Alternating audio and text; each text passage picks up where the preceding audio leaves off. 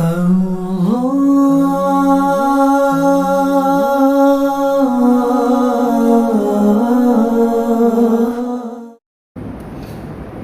آیت پاک میں جو رب عز و جل نے ذکر فرمایا کہ محمد صلی اللہ علیہ وسلم تم مردوں میں کسی کے باپ نہیں، اس کے شان نزول میں مفسرین نے لکھا کہ زید بن حارثہ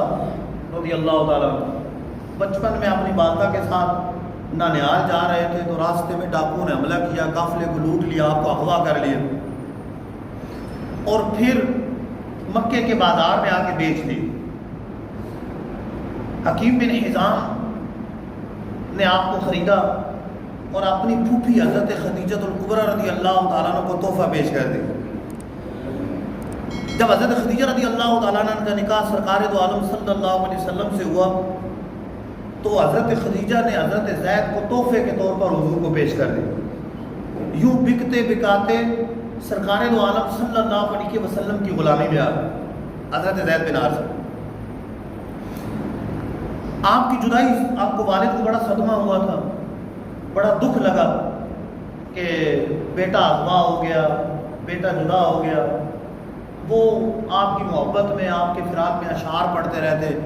کہ جب بارش ہوتی ہے تو مجھے تمہاری یاد آتی ہے، جب دھوپ چڑھتی ہے تو یاد آتی ہے، جب بارشیں ہوتی ہیں تو یاد آتی ہے، طرح طرح کے اشعار کہتے رہتے، فطرتی تقاضا تھا۔ تو ادھر حضرت زید بن حارثہ رضی اللہ تعالیٰ عنہ حضور کی غلامی میں پہنچے تو ان کے علاقے کے کچھ لوگ حج کرنے گئے، وہاں حضرت زید کو دیکھا مکے میں تو واپس آ کے اطلاع دی ان کے والد کو کہ آپ کا بیٹا تو ہمیں مکے میں نظر آیا۔ تو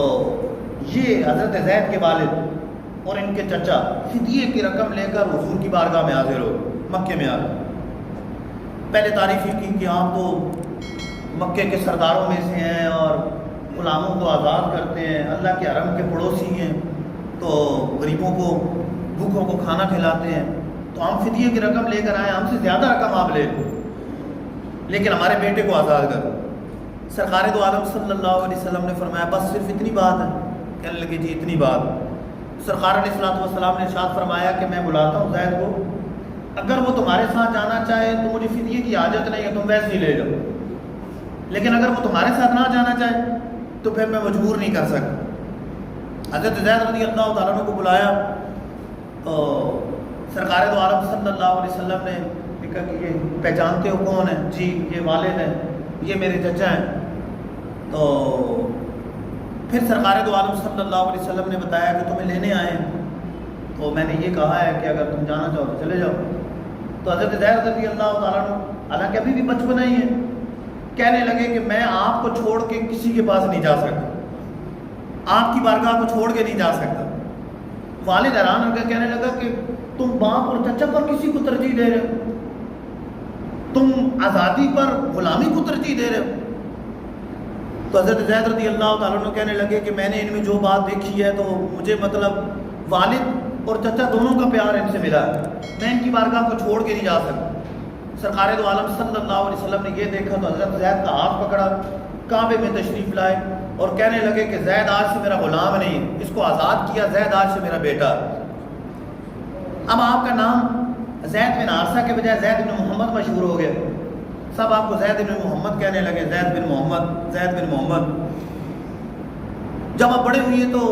سرکار علیہ الصلوۃ والسلام نے آپ کا نکاح حضرت زینب سے کیا،